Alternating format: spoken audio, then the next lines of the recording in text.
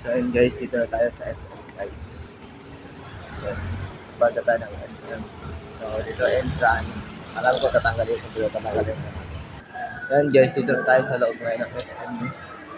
So akit tayo ng fourth floor. Kasi mas maganda doon magtambay kasi at saka mag-stay kasi nga meron din ng mga upuan. So nasa elevator ay nasa escalator na tayo guys. So ayun.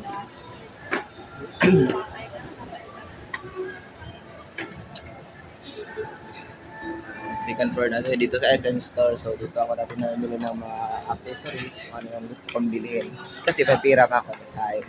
So ngayon wala tayong pira kaya so ano lang muna tanong lang muna tayo.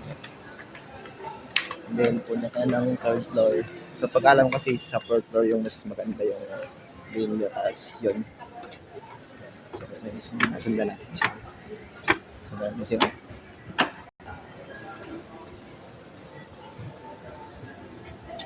And then after that, fourth floor na tayo.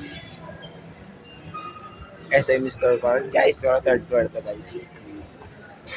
Sa mga gustong bumili ng mga mamahaling gamit, so punta lang kayo sa SM Downtown or SM Central. So, ayun guys, so fourth floor na tayo. Fourth floor na ba ito?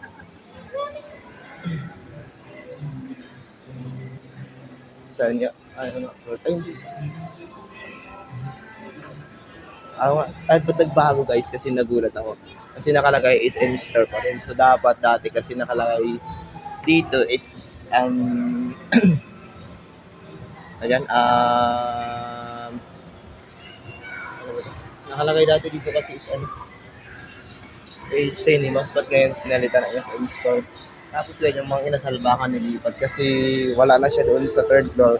So di ko alam kung saan ba na nilipat. So, dito tayo sa third floor guys. Ang kaso is yung upuan nito is dalawa na lang na iiwan. So, nung mga last year pumunta ako dito guys. Ayan na. So, yung upuan niya is marami dito. Tapos ngayon, kunti na lang. So, hindi.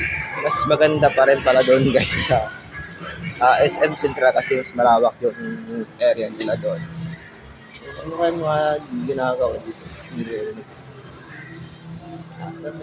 Something nyo guys. So ano yung something nyo?